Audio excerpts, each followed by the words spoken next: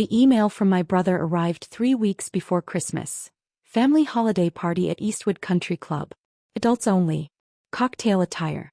RSVP by December 10th. No personal note. Just logistics sent to the family distribution list like I was any distant relative. I confirmed attendance. His response came 2 hours later. Actually, need to discuss your invitation. Call me. I called. He answered on the fourth ring, voice carrying that particular tone, simultaneously condescending and bored. Nicole. So about the Christmas party. What about it, Derek? We're hosting at Eastwood this year. Members-only venue. We're keeping the guest list to people who fit the club's atmosphere. I'm family. He sighed like I was being difficult. You know what I mean. Eastwood is where serious professionals network. State legislators, business executives, appellate court judges. Meredith's father is bringing the lieutenant governor. We need the optics right. And I ruin the optics. You're a public defender, Nicole. You spend your days with criminals. People at the club don't understand that work. It makes conversations awkward. I'd been a public defender for 6 years, working out of the state capitol's overloaded office. I handled cases for clients who couldn't afford attorneys, drug charges, theft, occasionally violent crimes. The work was brutal, underpaid, utterly dismissed by my family as misguided idealism. What Derek didn't know was that 18 months ago, the governor-elect's transition team had approached me. They'd been impressed by my work on criminal justice reform, particularly a case I'd argued that resulted in a state Supreme Court decision limiting pretrial detention. They'd asked me to join a task force on sentencing reform. That work led to more meetings, policy discussions, drafting proposals for the governor's legislative agenda. 3 months ago, the governor-elect personally asked me to serve as Deputy Director of Criminal Justice Policy in her administration. The appointment wouldn't be announced until after the new year. In 6 weeks, I'd be working directly for the governor, shaping statewide criminal justice policy, earning $140,000 annually, more than Derek made managing Dad's car dealerships. But I hadn't told anyone. After years of family dinners where Derek bragged about sales numbers while Dad dismissed my charity work for criminals. After countless holidays where Mom introduced Derek as our successful son, and me as still doing the public defender thing, I'd stopped sharing. So I'm uninvited, I said. Not uninvited. Just, maybe skip this year. We'll do something smaller after the holidays. I already RSVP'd. I know, my fault for the mass email. But Meredith stressed. Her father's using this to introduce the lieutenant governor to donors. We can't have you showing up in your old Honda talking about defending drug dealers. These are people who value success. They don't understand your choices. My choices. 6 years of law school and public service reduced to embarrassing choices. I'll skip it, I said. Thanks.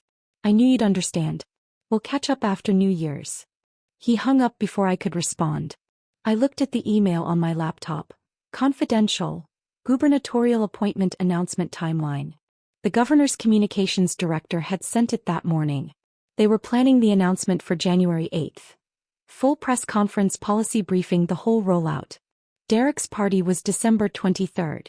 The governor's inauguration was January 6th, and I'd already received my invitation to the inaugural ball, not as family of a car dealership manager, but as an incoming senior administration official. I opened my reply to Derek's email and deleted my acceptance. Then I wrote, on second thought, I'll be there. See you the 23rd. Hold up.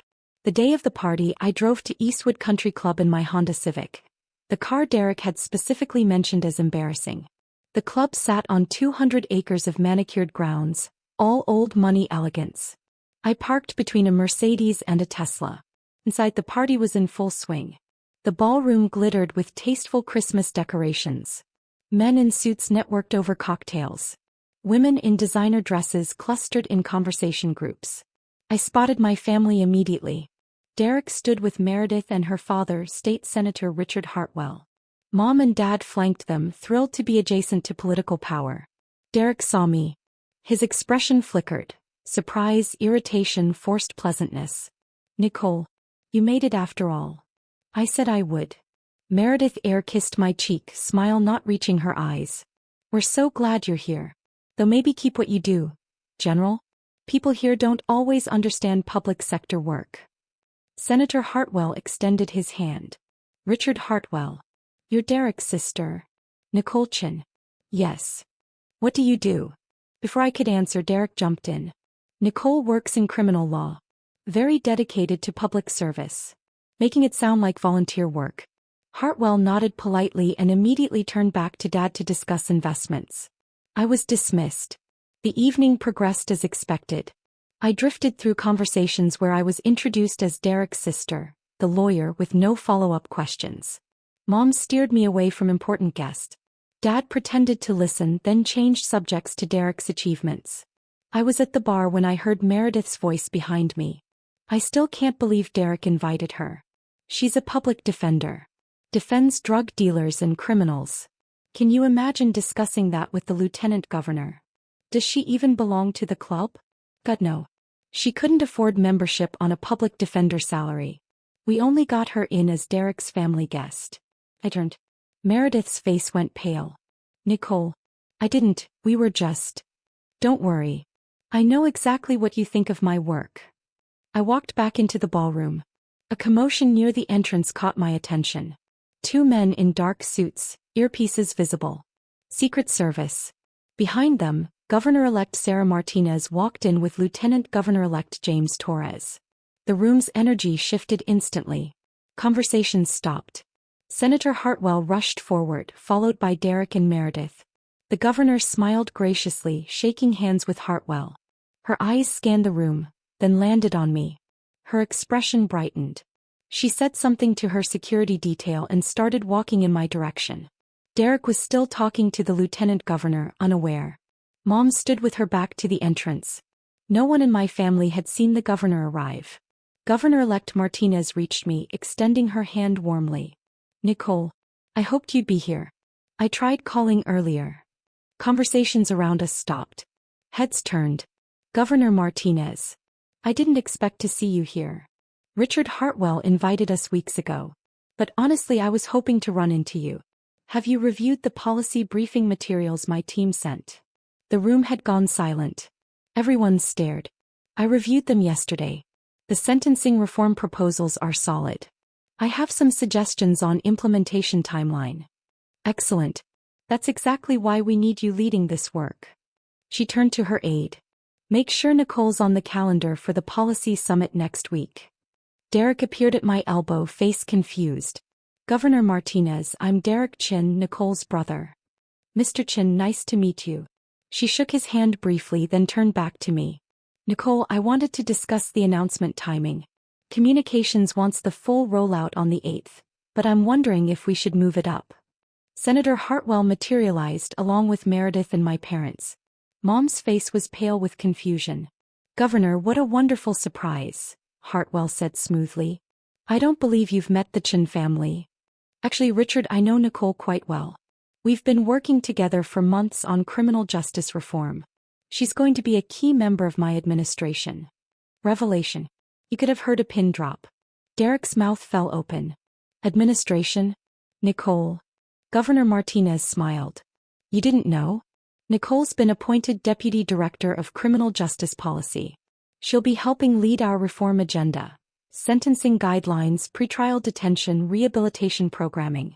The announcement goes public next month, but I assumed family would know. Meredith looked like she might faint. Senator Hartwell's smile froze. Mom gripped Dad's arm. We. Derek couldn't form words. Nicole's casework caught our attention during the transition, the governor continued. Her Supreme Court argument on pretrial detention was brilliant. Her policy proposals are exactly the evidence-based reform we need. Lieutenant Governor-elect Torres joined us. Nicole. Good to see you. Did you get my email about the Corrections Committee briefing? I did. I'll have the data analysis ready by next week. Perfect. He turned to Derek. You must be very proud of your sister. She's going to transform criminal justice policy in this state. Derek's face went from pale to red. Meredith stared at me like I was a stranger. Senator Hartwell was doing political calculations. His daughter had just publicly humiliated the incoming governor's senior policy advisor. Mom found her voice. Nicole, you never mentioned, We had no idea you were working with the governor. You never asked what I was working on. You were too busy being embarrassed that I'm a public defender."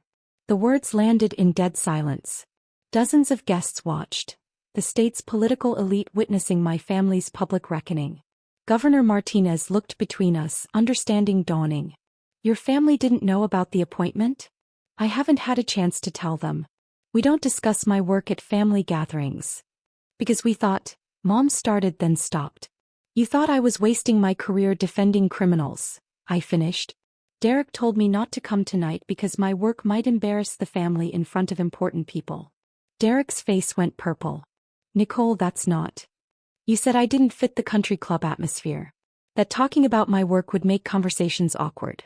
That people here value success and achievement." Governor Martinez's expression cooled. He turned to Derek. "Your sister has dedicated her career to ensuring constitutional rights for the most vulnerable people in our justice system.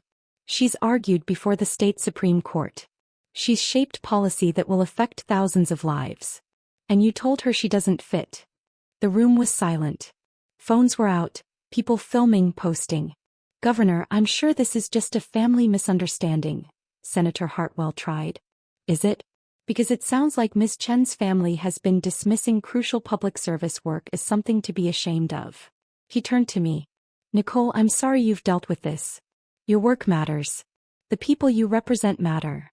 She handed me her card. "Call me tomorrow. We should move up that policy briefing." "Yes, ma'am." She turned to the crowd. "For those who don't know, Nicole Chen is one of the most dedicated public servants I've encountered. She'll be joining my administration as Deputy Director of Criminal Justice Policy. I suggest you get used to working with her. She's going to be shaping policy in this state for years to come." Applause started, uncertain at first, then building. Real applause from people who understood they'd witnessed something significant. The governor moved on to other conversations, leaving me standing with my family in awkward silence. Resolution. Derek spoke first, voice barely above a whisper. "You're going to be deputy director?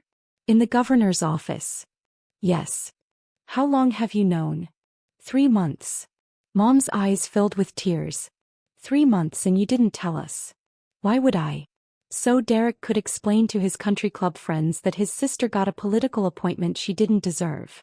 "That's not fair," Dad said weakly. "Isn't it? When was the last family dinner where anyone asked about my cases? When did any of you show interest instead of being embarrassed?"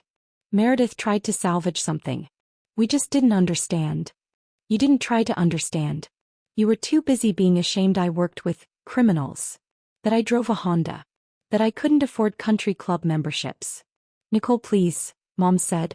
"We're proud of you. Now you are. Now that the governor personally sought me out.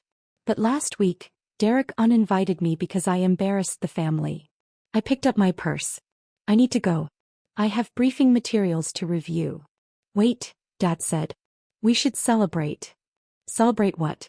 "That your embarrassing daughter turned out to have a career worth acknowledging." I walked toward the exit. Behind me, Meredith's voice shrill. "Derek, everyone's filming. This is going to be everywhere." Good. The next morning my phone exploded. The video had gone viral. Governor publicly defending public defender from dismissive family. Twitter threads analyzed it.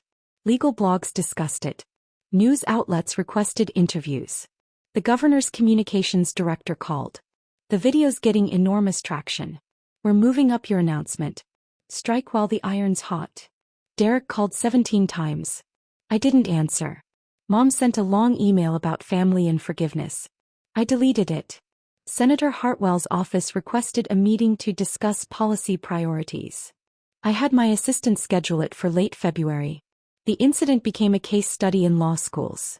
About class bias in the legal profession, about how public service work is devalued. Meredith's father lost his leadership position. Too many remembered how his family treated a senior administration official. Derek's business suffered. Clients quietly moved to competitors. January 6th, I attended the governor's inaugural ball. Not as Derek Chen's sister who didn't fit, but as Dr. Nicole Chen, Deputy Director of Criminal Justice Policy. I wore a designer gown purchased with my new salary. I sat at the head table with cabinet members. I gave a brief speech about criminal justice reform livestreamed to 50,000 viewers. My family watched from home uninvited. 6 months later, we passed landmark sentencing reform legislation. The governor credited my policy work in her press conference. National news covered it. Derek sent a congratulations card. I didn't respond. A year later, I was promoted to Director of Criminal Justice Policy. My salary increased to $165,000. I bought a new car, not to impress anyone but because I could. I still defend constitutional rights. I still believe in public service over private profit. And I never attended another country club Christmas party. 3 years into my role, I testified before Congress on national criminal justice reform. The hearing was televised. My parents watched from their living room as I presented data on pretrial detention reform that influenced federal policy. Mom called afterward. "We saw you on C-SPAN. You were incredible. Thank you. Your father wants to talk.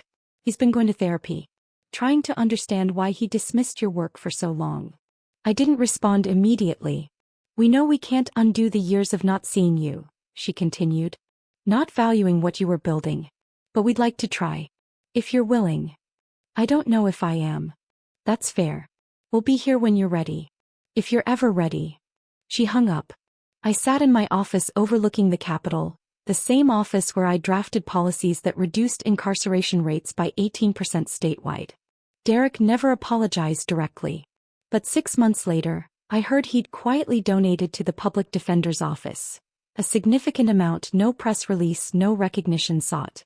Meredith and he divorced. Apparently, the country club incident had been the beginning of many realizations about who they'd become. I didn't forgive my family. Not yet. Maybe not ever. But I built something they couldn't diminish. A career defined by impact, not approval. Success measured in lives changed, not social status achieved. And that was enough.